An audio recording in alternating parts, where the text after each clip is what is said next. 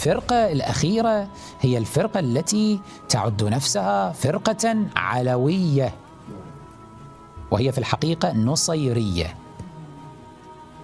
الفرقة النصيرية لديها فكرة من أسخف الفكر أيضا، أدت هذه الفكرة إلى الغدر بعلي عليه السلام، وأنا ما عندي وقت ففقط أوجزها بهذا: بتولي علي عليه السلام مع تولي قاتله أيضا، واعتباره من الأصفياء الممدوحين. كيف؟